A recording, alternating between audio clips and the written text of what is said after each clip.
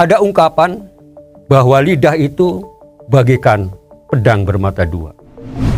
Karena lisan ini sangat berbahaya kalau kita gunakan dengan hal-hal yang tidak kurang baik. Tapi sebaliknya kalau kita tidak bisa memanfaatkan waktu, maka kerugian yang akan kita timbulkan. Sapa Hati bersama Gus Agus.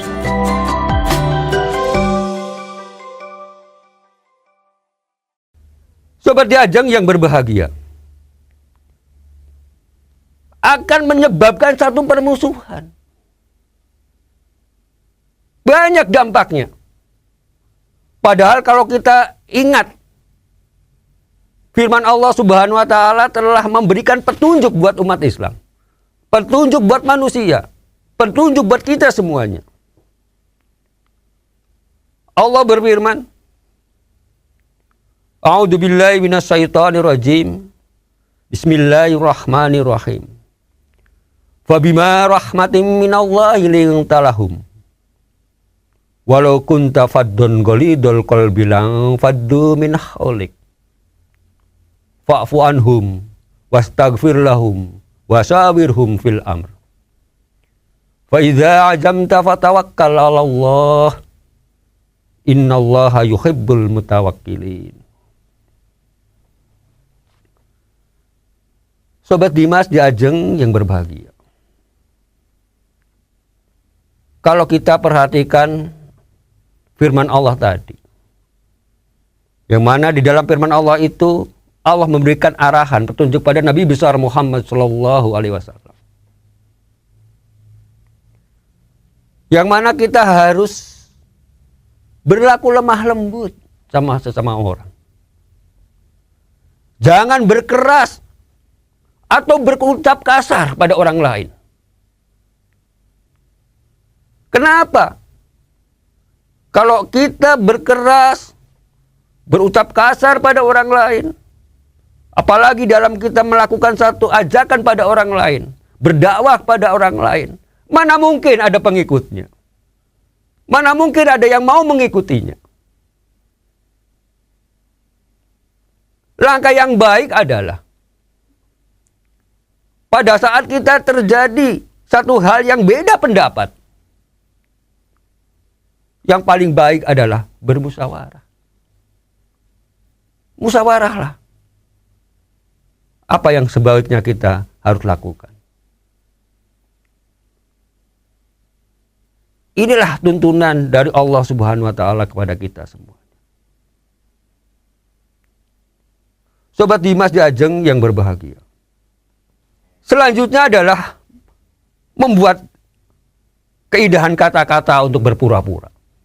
Ini bahaya lisan selanjutnya. Banyak sekali orang yang kepada atasannya yang penting bos senang, ABS, asal bapak senang. Membuat laporan yang dibuat-buat dengan kalimat-kalimat yang tidak berguna. Membuat kalimat-kalimat yang seakan-akan yo, padahal sebetulnya tidak seperti itu. Semakin orang membuat kata-kata yang indah, yang dalam arti tujuannya tertentu untuk mencapai kepentingan dirinya sendiri, dengan yang sebetulnya tidak seperti itu, maka semakin banyak sebetulnya kebohongan-kebohongan yang ditutupi. Kita kalau melihat orang-orang yang seperti ini, banyak sekali orang yang tidak jujur sebetulnya, yang ingin berbuat curang. Yang penting bapak senang, sehingga seakan-akan laporan yang kita lakukan, yang kita sodorkan, itu seakan-akan benar, padahal sebetulnya adalah penipuan-penipuan yang dilakukan. Hati-hati. Kita sebagai Muslim, kita sebagai orang yang beragama, ingatlah, semua itu pasti ada balasan dari Allah Subhanahu wa Ta'ala. Ada balasan dari Tuhan yang Maha Kuasa. Baik itu balasan di dunia maupun balasan di akhirat. Kalau kita selalu ingat seperti ini, Pak insya Allah apa yang kita lakukan, apa yang kita kerjakan, pasti sesuai dengan hati nurani kita. Sesuai dengan akal sehat kita. Kita selalu berbuat yang baik. Mengungkapkan suatu fakta apa adanya. Jujur dan lain sebagainya. Boleh kita membuat kata-kata yang indah. Sangat dianjurkan bahkan. Tapi dengan tujuan-tujuan yang positif. Tujuan-tujuan yang baik. Dimas Diajeng yang berbahagia. Seorang ulama besar di kalangan tabi'in. Beliau menyampaikan, jikalau pada suatu ketika engkau melihat seseorang yang banyak cakap, suka berbantahan, dan merasa bangga dengan pendapatnya sendiri, maka sudah sempurnalah kerugiannya. Kembali seperti tadi. Dengan kita saling bersilat lidah, kita saling berbantahan, yang ditimbulkan adalah apa tadi? Akan terjadilah permusuhan. Akan terjadi kebencian-kebencian. Akan menjadi orang itu menjadi takabur. Menjadikan orang lain itu sakit hati. Sobat Dimas Diajeng yang berbahagia. Kembali kita ingatkan.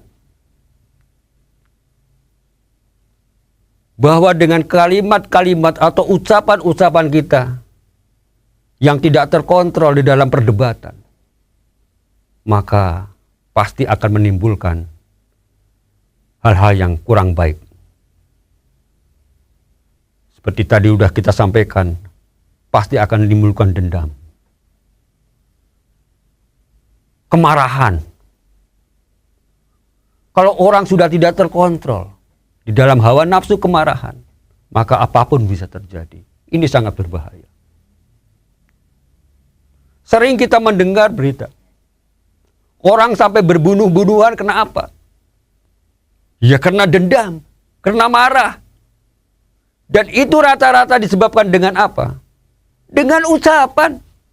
Akibat dari lisan kita sendiri. Saling mencaci, saling memaki. Sehingga akhirnya timbullah satu permusuhan yang berlarut-larut. Sampai timbul dendam kesumat tadi. Maka tidak heran. Dimanapun tempatnya, dimanapun kelompoknya, baik itu dalam satu lingkup yang kecil, di dalam rumah tangga, lingkup yang kecil, di dalam lembaga, maupun masyarakat pada umumnya. Kalau ini sering dilakukan di antara individunya, maka sudah pasti, di situ tidak ada kedamaian.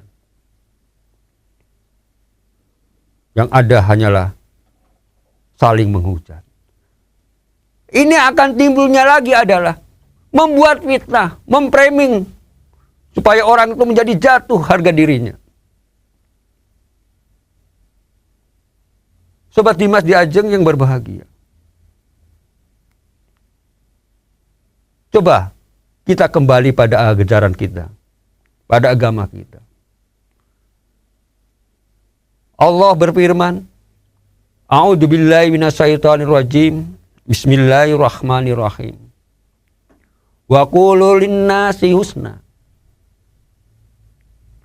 Yang artinya, berkatalah kamu semuanya, berucaplah kamu semuanya kepada manusia. Apa? Husna.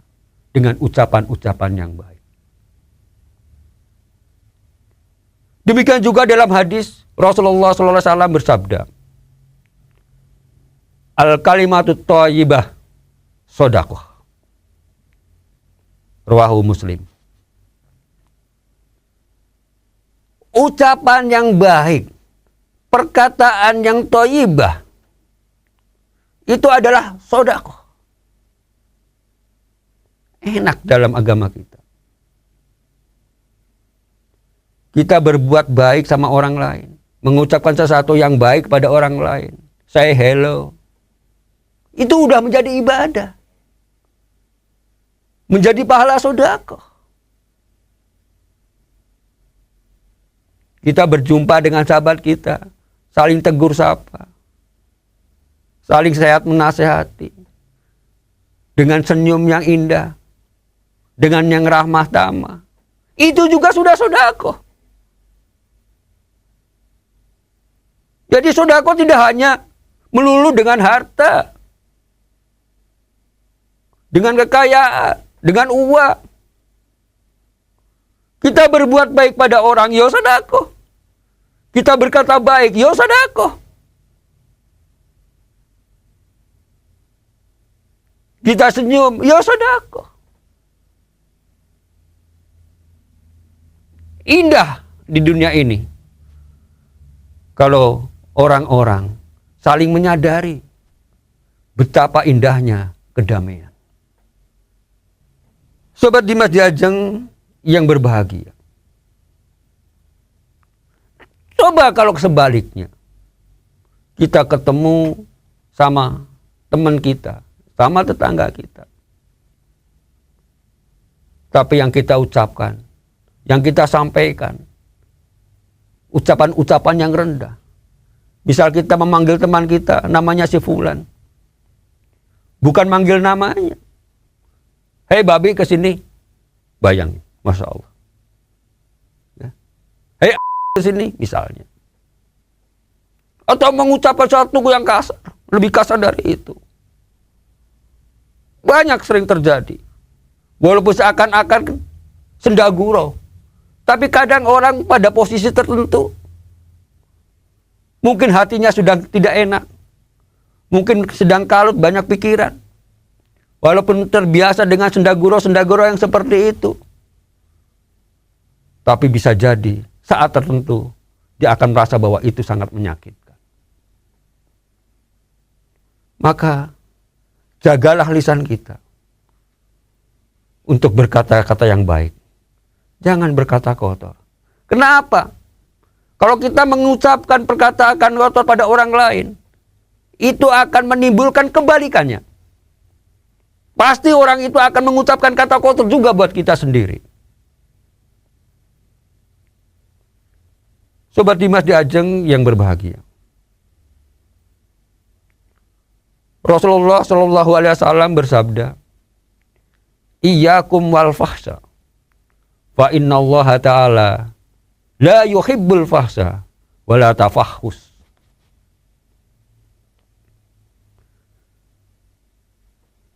Yang artinya kurang lebih, jauhilah olehmu ucapan kotor. Sebab Allah tidak suka ucapan kotor itu. Yang mana ucapan kotor itu akan menimbulkan ucapan kotor sebaliknya pada orang yang mengucapkan tadi. Sobat Dimas Diajeng yang berbahagia. Demikian apa yang kita sampaikan. Semoga ada manfaatnya buat kita semuanya. Dan apabila ada hal yang kurang berkenan dan hilap di dalam apa yang kami sampaikan, kami mohon maaf yang sebesar-besarnya. Billahi taufiq wal hidayah. Wassalamualaikum warahmatullahi wabarakatuh. Sapa Hati bersama Gus Agus.